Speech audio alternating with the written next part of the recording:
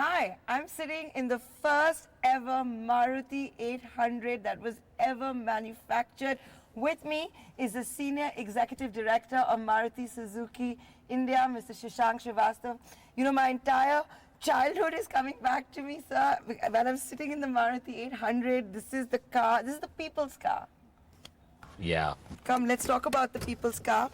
Thank you for this road trip back to my childhood. It felt really great sitting in it. This is, of course, before we had seat belts. It is the people's car. Yes, so actually, Nayantara, this is the first car ever sold by Maruti Suzuki. It was sold to a Delhi resident. He was a Sardarji. He used to live in Green Park. He's no more now. But we got this car back from the family. And here it is at display, and people are really curious to see, because as you can see, the other cars, the latest ones, they are absolutely new, different technology as time has progressed. But that's also, I think, the story of India's economic progress and the change that has happened in the mobility of our country. In fact, we are here today because we want to talk about India at 75. That's what we're celebrating. And how can we talk about that without talking about Maruti, the people's car, the country's largest automaker? But you know, you've given me this very interesting piece of information. You bought back the first car that was ever manufactured. How much did you buy it back for? Actually, I'm not aware of how much it was bought for, but yes, it How has... did you trace him back? That's the other thing. No, so he, over a period of time... Because Maruti 800s were always resold, remember? Correct. So we always, were tracking where this customer is.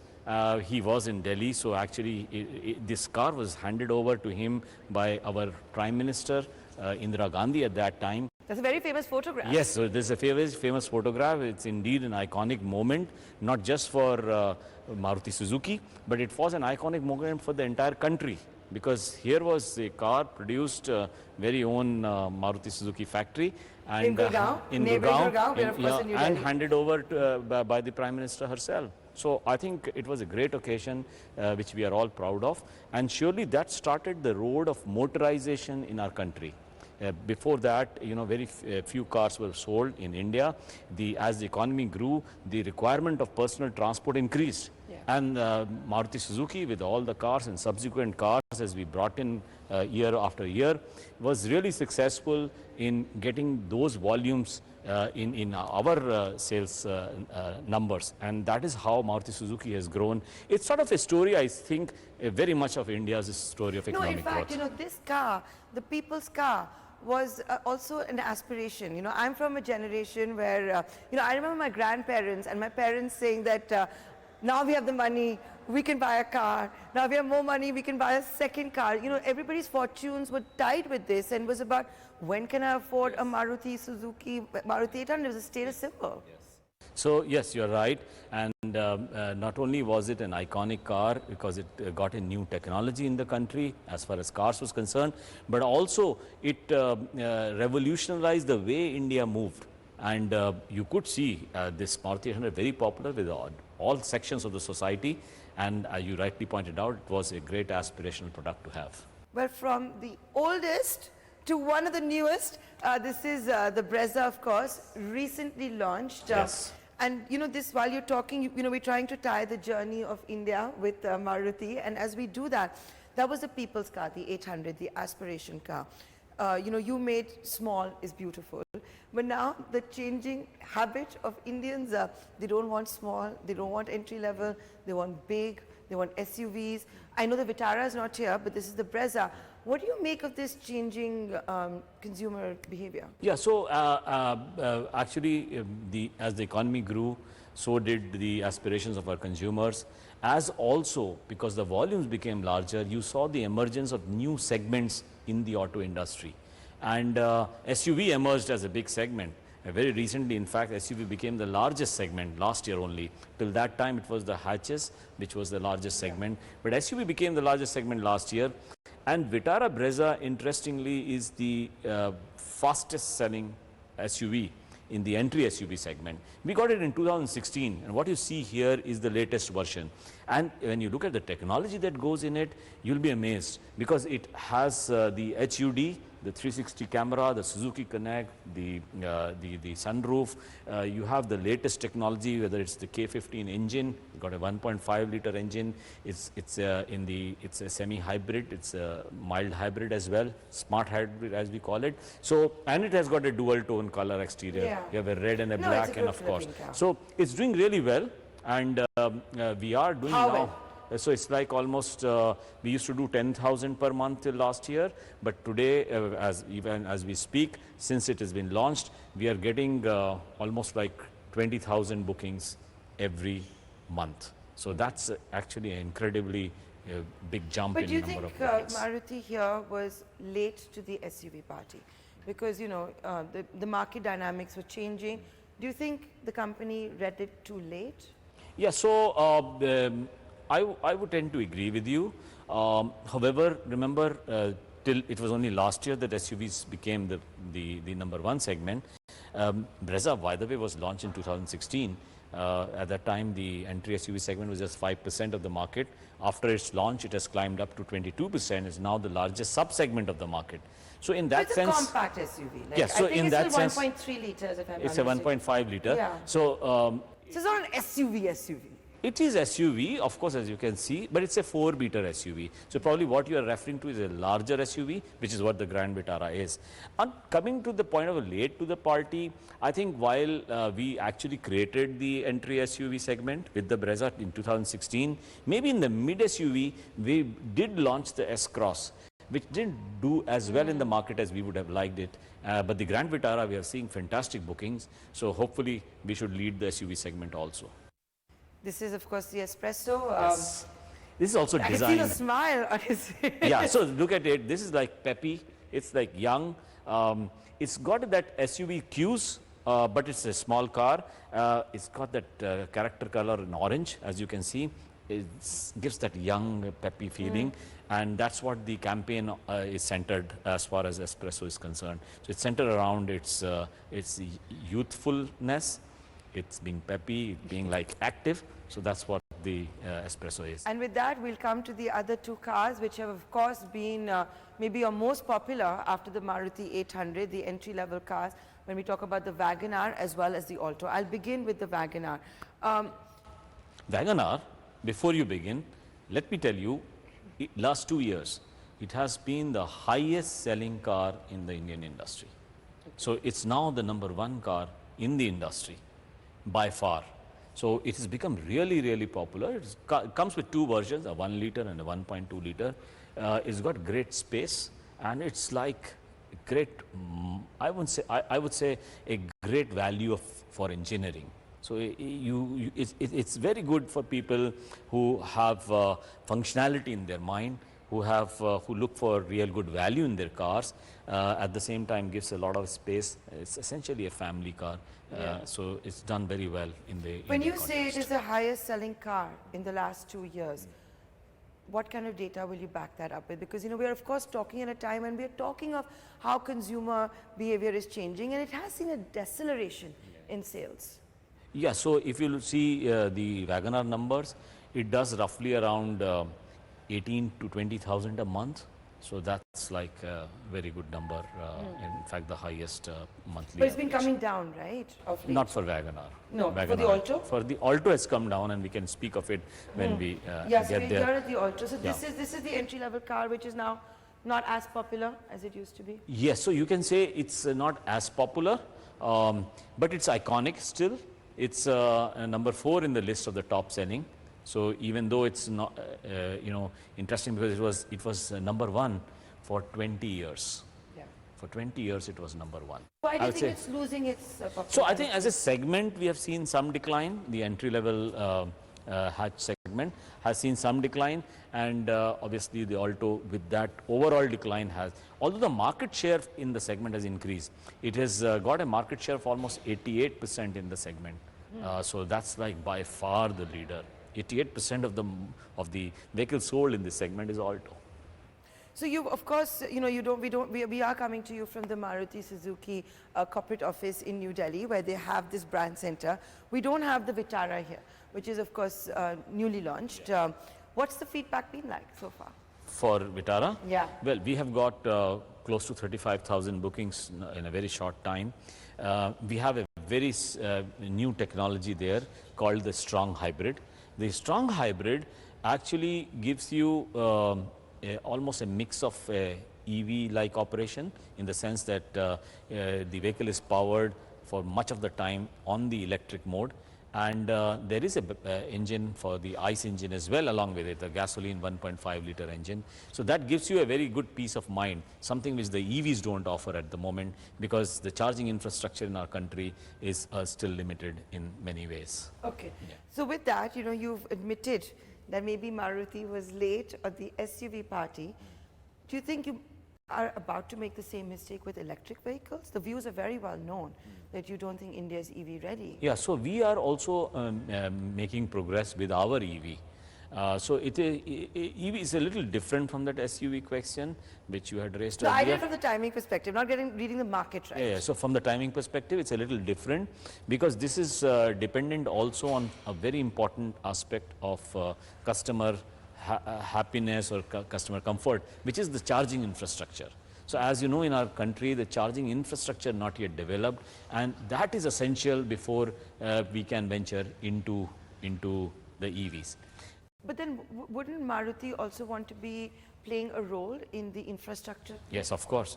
And we are, making good progress in trying to develop that ecosystem for infrastructure of charging as well. But, you know, I must tell you one thing. It is not about the technology is available for EVs.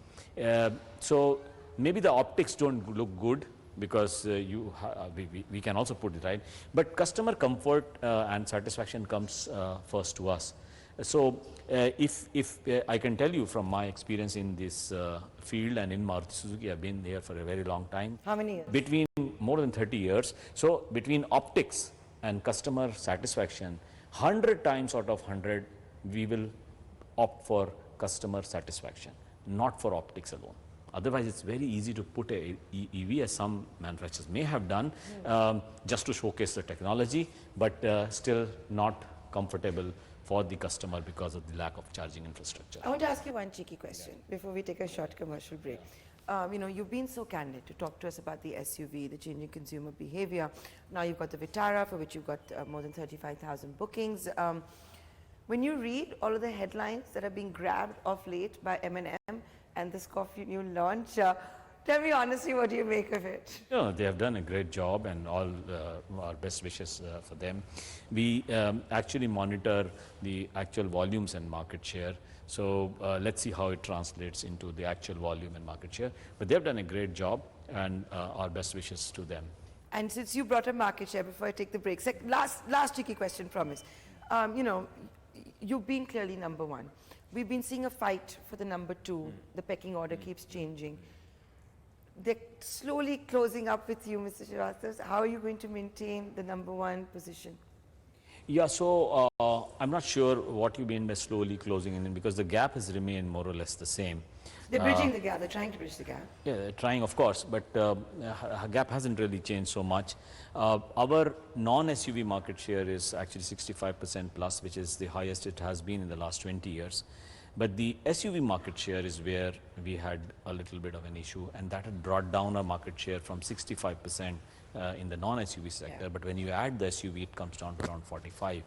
And that issue we are trying to address, as we just discussed, through our entry into the mid SUV segment through the Grand Vitara, and also the new Brezza upgradation, which is doing so well for us. In the entry SUV, by the way, in the B segment, which is the SUV plus MPV segment, you see the Ertiga there. The SUV plus MPV segment, Maruti Suzuki is a leader even in that segment. But yes, the market share there is not as high as 50%, which is what the expectation and objective is for Maruti Suzuki.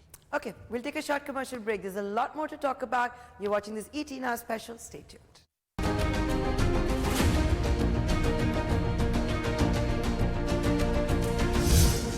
Hello and welcome to this ET Now special. I'm Nayantara Rai. This is a piece of history, ladies and gentlemen, the people's car.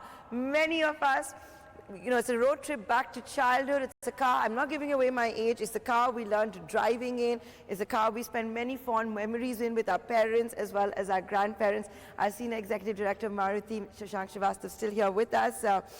piece of history. What's your fondest memory of the Maruti 800? From the corporate perspective, you know, there must be so many anecdotes you can share with us. Yeah, so I think one of my fondest memory regarding this car is that whenever we used to do the testing early on the roads, we used to see a crowd of people collecting, and they were used to ask, when is this vehicle going to be introduced? So, and it was a red car. This, of course, is a white car which was produced. The first car, by the way, Yes, you which told is us, yeah. delivered. It was delivered to a customer in Green Park in Delhi by our Prime Minister Indira Gandhi. So I have a very fond memory, and the way it grew from there with a large number of bookings that we got. So really, it was from that point. At that point, I knew it is going to be a bestseller, and it was. Yeah. And that time, was there a waiting queue? Like Oh, we yes, have yes. today. Today is, of course, because of semiconductor shortage. So this was like a car which people used to wait for some years. So the waiting period was not in months or days, but in years. You had an allotment card. When your allotment card matured, you could go and make a booking at the dealership and then wait for some more time to get the vehicle. So yes, And were there car loans at that time? car loans were there, but very few. I remember the interest rate used to be something like a 27%, which was like heavy, which is really heavy. Of course, inflation was much higher than what it is That's today. why it was a piece of, it was an aspirational car. When people collected the money when they didn't have to take a loan at 27% is when they would buy it, right? Yes, so it was, yes, in that sense also very aspirational. And it was a car which cut across all the strata of the society in terms of the types of customers. So whether you were a bureaucrat or a politician or a businessman, Everybody had one car. everybody had this car. You know, they had their aspiration for buying one. You know, one of the reasons Maruti also did so well was if the car is spoiled, you could be going to the most remote areas. You knew that if there's going to be a mechanic, he will know how to fix a Maruti car. Yes. The other reason was, of course, while there would be depreciation, the resale value was still considered to be, you know, very lucrative. You know, you get decent amount of your money back. In some cases, it was 50% back in the day. Yes. How is that shaping up? Yeah, so it's still very strong for Maruti Suzuki. The used car price stays for a very long time at a very high level. In fact, after 3 years, you still have about 65% of the value of the car you get back.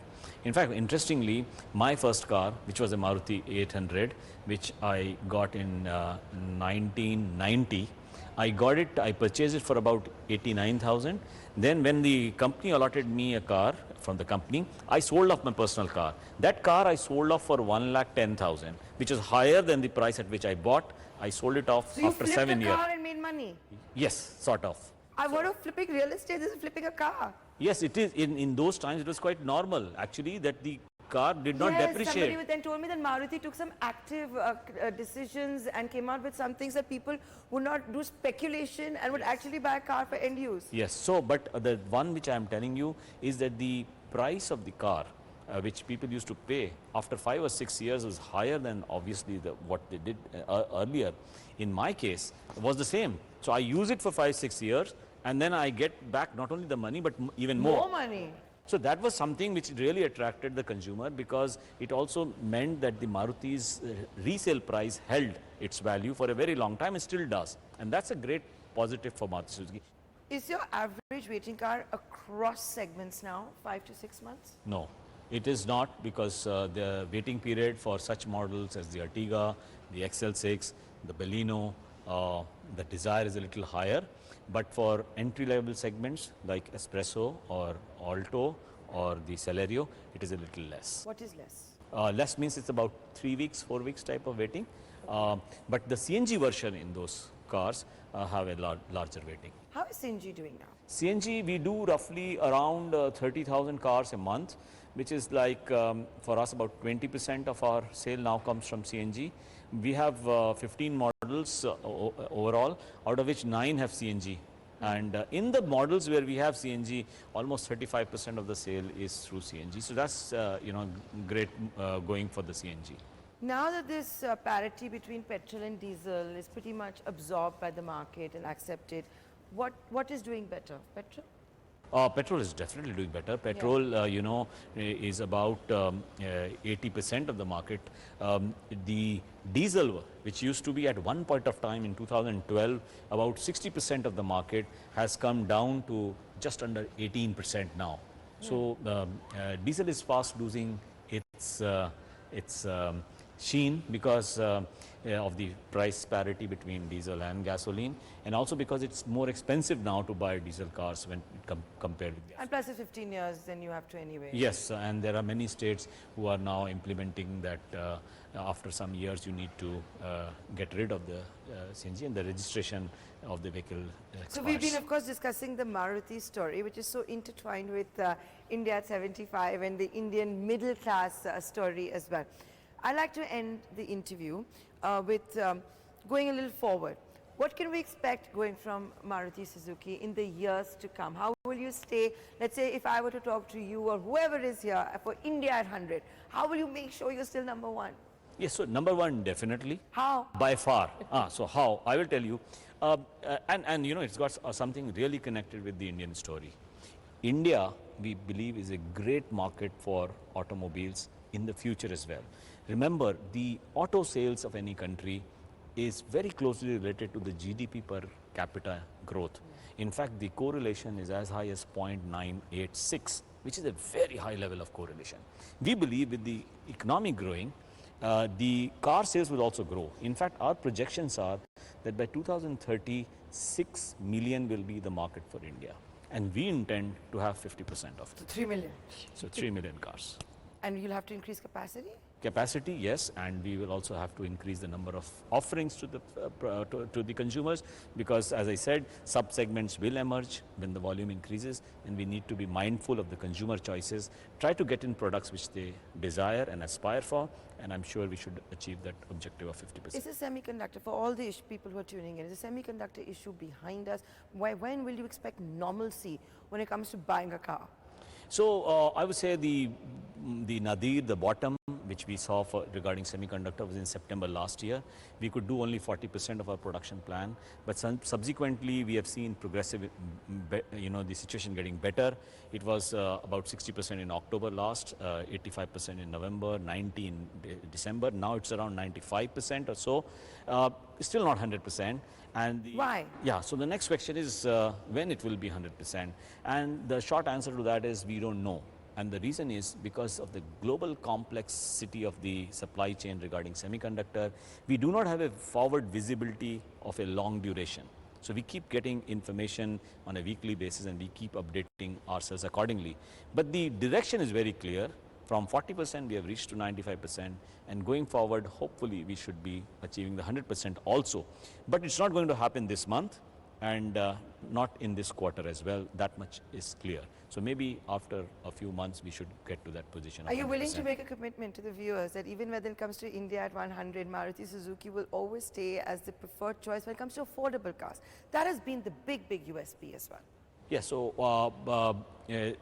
I said that 2030, 50%, 3 million cars, 6 million overall market.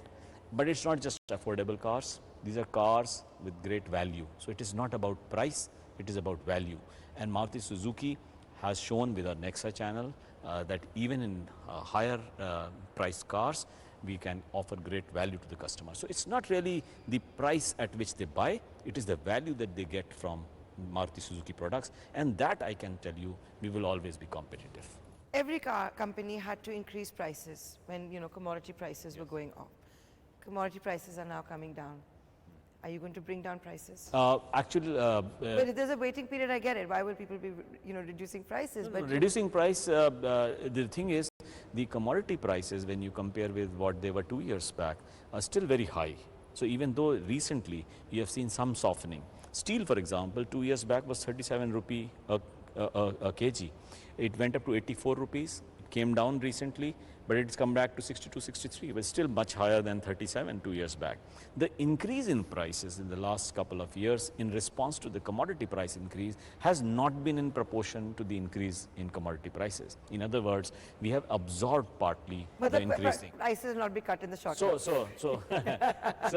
so the thing is, गोल गोल बोल के वही है ना अभी नहीं कम होंगे अभी कम मतलब ऐसे आसार नहीं दिख रहे हैं because the profitability is still under pressure because as I said the commodity prices compared with 2 years back still very high. Okay, with that, we are completely out of time. I hope you have enjoyed this episode as much as I have, shooting it and getting a history lesson as well. Flipping of properties I've heard about, but cars also used to be flipped. Thank you so much for tuning in. Thank you. Thank you for your time. Thanks.